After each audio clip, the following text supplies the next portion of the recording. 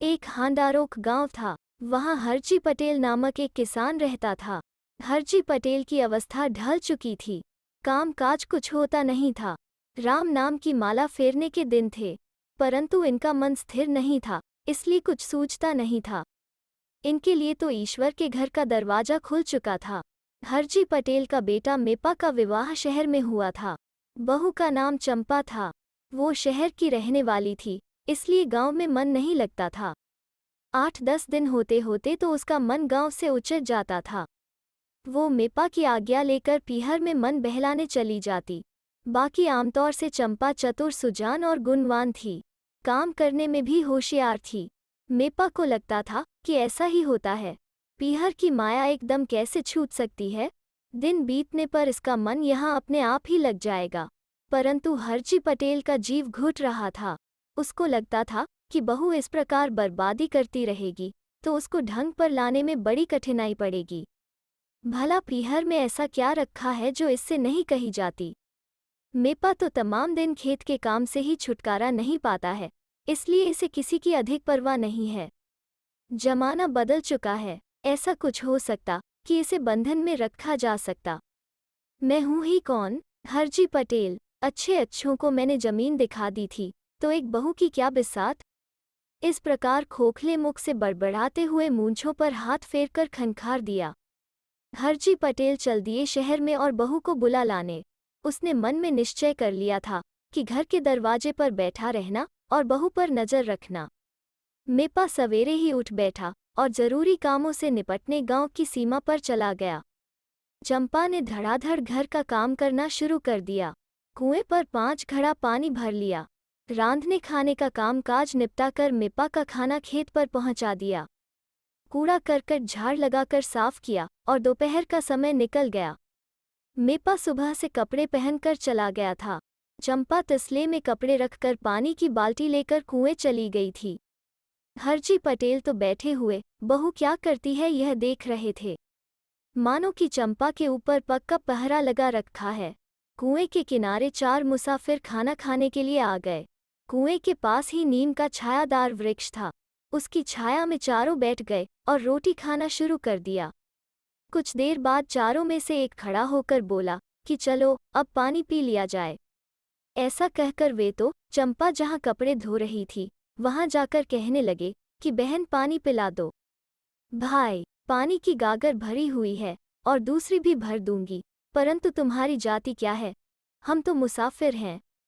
मुसाफिर तो 2 हैं, परंतु तीसरा कौन है? इसका उत्तर देने के बाद पानी पीना। मुसाफिर ने इसका कुछ उत्तर नहीं दिया और पानी पिए बिना वापस चला गया। पहले 3 आदमी नीम की छाया में बैठे थे वहीं गया। उन्होंने पूछा कि भाई पानी पी लिया? कुएं के किनारे एक बाई कपड़े धो रही थी, परंतु पानी नहीं पिलाया। दयावान तो कुआं खुदवाते हैं और यह बाई कुएं के किनारे प्यासे रखती है। बड़ी खराब बात है। लाओ, मुझे जाने दो। ऐसा कहकर दूसरा एक आदमी उठा। वो चंपा के पास जाकर कहने लगा कि बहन, पानी पिला दे। पानी कुएं के किनारे से तू प्यासा वापस भेज देती है।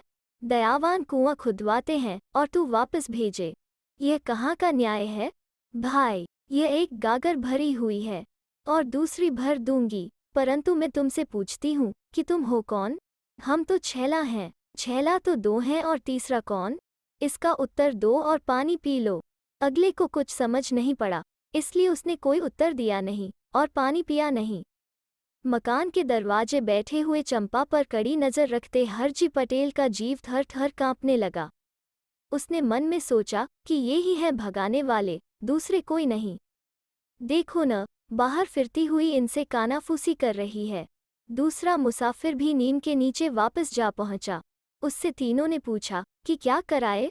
मेरी बेटी माथा मारती है, पानी पिलाती नहीं और आड़ी टेढ़ी बातें बना रही है। तब चारा ही क्या है?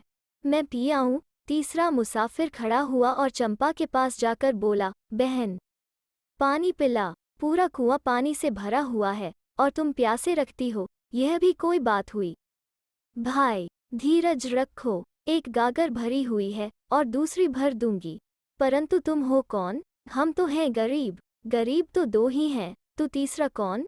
इसका उत्तर दे दे और पानी पी ले। उसको कुछ उत्तर नहीं सूझा, इसलिए वो भी पानी पिए बिना लौट गया। पहलों ने इससे पूछा कि क्यों दोस्त, पानी पिया? नहीं पिलाती है। अरे नहीं, क्या होती है? यह तो क्या, परंतु इसके पीर को भी पानी पिलाना पड़ेगा।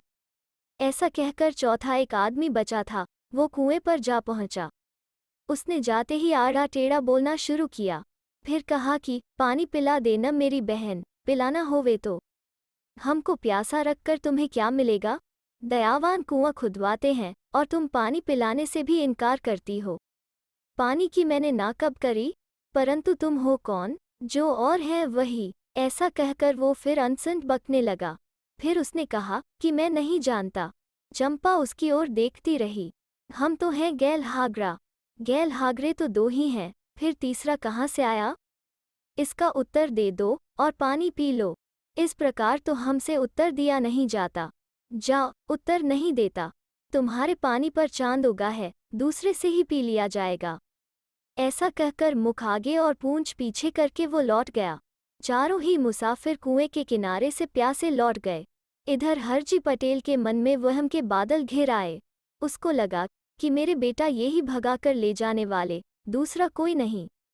अब इनको तमाशा दिखाता हूँ कि कितने बीसी 100 होते हैं।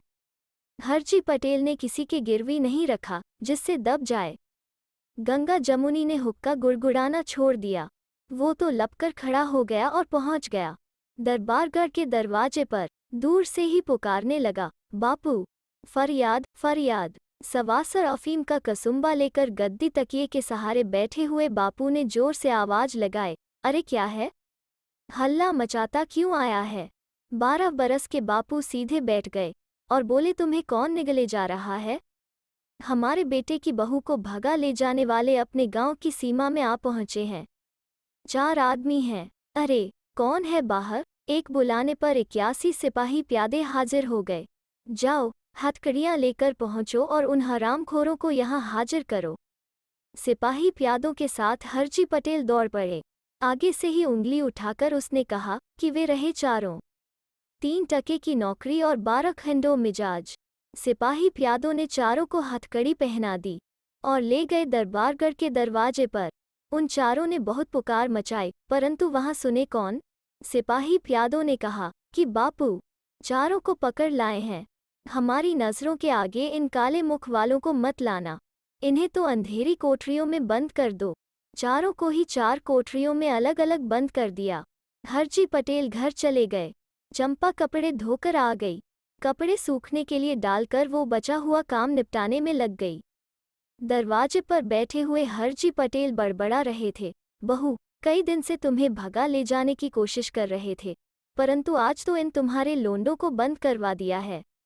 कई दिन से मैं उनकी तलाश में बैठा हुआ था, परंतु वे आज पकड़ में आ ही गए। सज्जड़ बम कर दिया है। ऐसे बड़बड़ाते रहे, परंतु साफ साफ कुछ नहीं कहा। चंपा को लगा कि आज काका क्या बड़बड़ा रहे हैं। कुछ देर के बाद दरबारगढ़ के सिपाही प्यादे हरजी पटेल के घर आकर खड़े हो गए।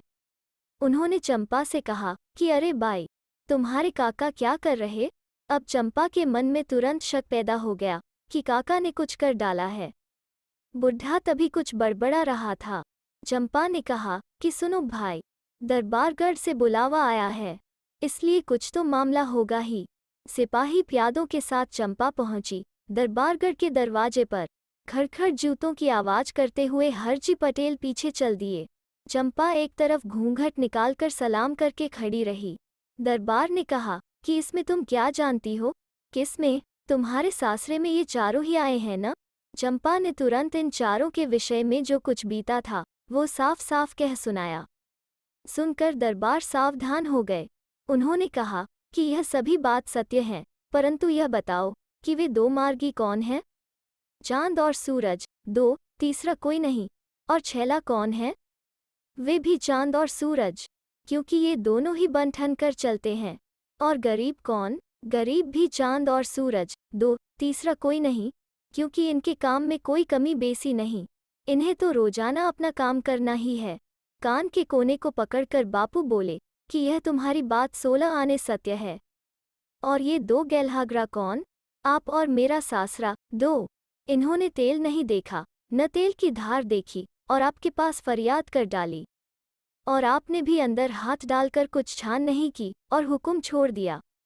चंपा ने अच्छा खासा उत्तर सुना दिया। बापू को लगा कि बाई भी हमें दिमाग वाली मिली है। भारी पाठ पढ़ा दिया। फिर उन्होंने सिपाही प्यादों को आज्ञा दी। चारों ही मुसाफिरों को रिहा कर दिया गया। चंपा की अच्छी पहरावनी की। चंपा हंसती मलकती अपने घर गई। दोस्तों, कैसी लगी आज की कहानी? अगर अच्छी लगी तो लाइक और शेयर करें और चैनल को सब्सक्राइब करना ना भूलें। फिर मिलते हैं एक नई कहानी के साथ।